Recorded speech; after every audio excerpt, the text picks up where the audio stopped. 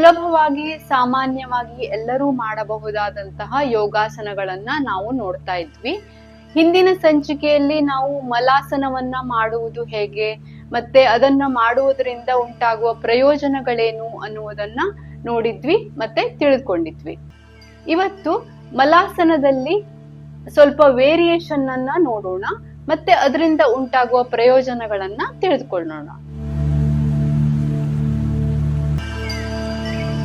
ಕಾಲುಗಳಲ್ಲಿ ಸ್ವಲ್ಪ ಗ್ಯಾಪ್ ಇರ್ಲಿ.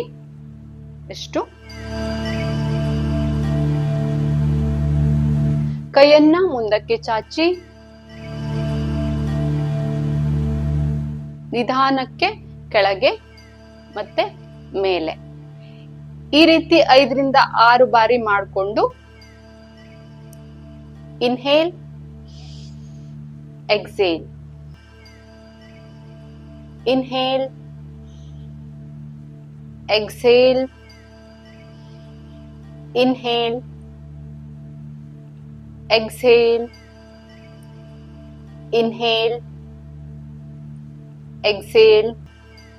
ಈಗ ನಿಧಾನಕ್ಕೆ ಪೂರ್ಣ ಕೆಳಗೆ ಕೂತ್ಕೋಬೇಕು. ಹೀಗೆ ಈಗ ಕೈಯನ್ನ ಜೋಡಿಸಿ ಎರಡು ಕಾಲುಗಳ ಮಧ್ಯ ಈ ರೀತಿ ಕೈಯನ್ನ ಹಾಕ್ಬೇಕು. ನಿಧಾನಕ್ಕೆ ಕೈಯಿಂದ ನಮ್ಮ ಮಂಡಿಯನ್ನ ಈ ರೀತಿ ಪ್ರೆಸ್ ಮಾಡಬೇಕು, ತಲೆಯನ್ನ ಮೇಲೆತ್ತಬೇಕು. ಇನ್ಹೇಲ್, ಈಗ ಕ್ಲೋಸ್,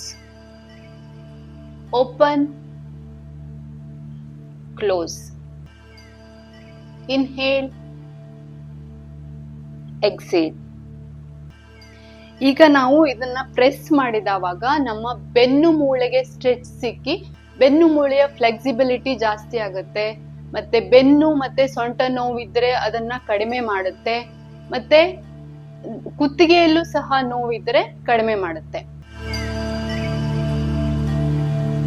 ಈ ರೀತಿ ಮಾಡುವಾಗ ನಮ್ಮ ತೊಡೆ ಮತ್ತೆ ಹೊಟ್ಟೆಯ ಭಾಗ ಎಂಗೇಜ್ ಆಗಿರುವುದರಿಂದ ತೊಡೆ ಮತ್ತೆ ಹೊಟ್ಟೆಯಲ್ಲಿರುವ ಫ್ಯಾಟ್ ಅನ್ನು ಕೂಡ ಕಡಿಮೆ ಮಾಡ್ಕೊಳ್ಬಹುದು. ಇದರಲ್ಲಿ 10 ರಿಂದ 20 ಬಾರಿ ಈ ರೀತಿ ಮಾಡಿ ಆಮೇಲೆ ಹೋಲ್ಡ್ ಮಾಡಬೇಕು. ಹೋಲ್ಡ್ ಮಾಡಿದವಾಗ ಬ್ರೀತ್ ಅನ್ನ ಹೋಲ್ಡ್ ಮಾಡಬಾರ್ದು, ನಾರ್ಮಲ್ ಬ್ರೀತಿಂಗ್.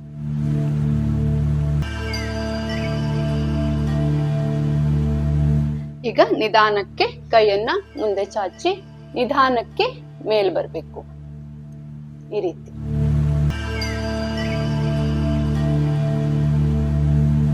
ಈಗ ನಾವು ಮಲಾಸನದಲ್ಲಿ ಮತ್ತೊಂದು ವೇರಿಯೇಷನ್ ಅನ್ನ ನೋಡೋಣ. ನಿಧಾನಕ್ಕೆ ಮಲಾಸನದಲ್ಲಿ ಕೂತು ನಮ್ಮ ಎಡಗೈಯನ್ನ ಬಲಪಾದದ ಮೇಲೆ ಮತ್ತೆ ಬಲಗೈಯನ್ನ ಸೈಡಿಗೆ ಈ ರೀತಿ ಸ್ಟ್ರೆಚ್ ಮಾಡಬೇಕು.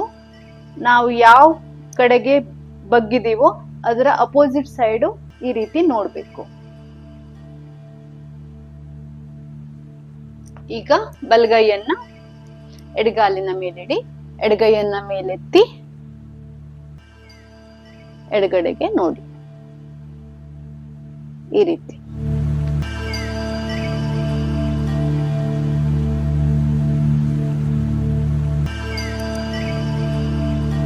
ಇದನ್ನು ಸಹ ದೀರ್ಘ ಉಸಿರಾಟದೊಂದಿಗೆ ಮಾಡಿ. Inhale, exhale, inhale, exhale, inhale, exhale. ಈ ರೀತಿ ಮಾಡುವುದರಿಂದ ನಮ್ಮ ಕೈಗಳನ್ನ ನಾವು ಹೀಗೆ ಮೇಲೆತ್ತಿದಾಗ ಕೈಗಳಿಗೆ ಮತ್ತೆ ಭುಜಕ್ಕೆ ಕೂಡ ಸ್ಟ್ರೆಚ್ ಸಿಕ್ಕಿ ಪೋಸ್ಚರ್ ಅನ್ನ ಸರಿ ಮಾಡ್ಕೊಳ್ಬಹುದು. ಆಮೇಲೆ ಹೀಗೆ ಎತ್ತದವಾಗ ಹೊಟ್ಟೆಯ ಸೈಡ್ ಫ್ಯಾಟ್ ಅನ್ನ ಕೂಡ ಕಡಿಮೆ ಮಾಡ್ಕೊಳ್ಬಹುದು. ಹೀಗೆ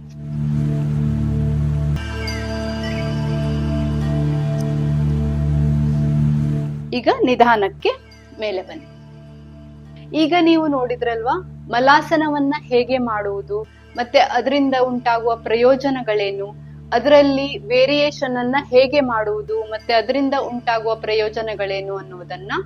ಹೀಗೆ ಸುಲಭವಾದ ಆಸನಗಳನ್ನ ದಿನನಿತ್ಯವೂ ಮಾಡಿ ನಮ್ಮ ಆರೋಗ್ಯವನ್ನ ಕಾಪಾಡಿಕೊಳ್ಳಬಹುದು. ಇದೇ ರೀತಿ ಮುಂದಿನ ಸಂಚಿಕೆಗಳಲ್ಲೂ ಸಹ ನಾವು ಸುಲಭವಾದ ಯೋಗಾಸನಗಳನ್ನ ನೋಡೋಣ, ಮತ್ತೆ ಅದರಿಂದ ಉಂಟಾಗುವ ಪ್ರಯೋಜನಗಳನ್ನ ತಿಳಿದುಕೊಳ್ಳೋಣ. ಅಲ್ಲಿಯವರೆಗೆ ನಮಸ್ಕಾರ.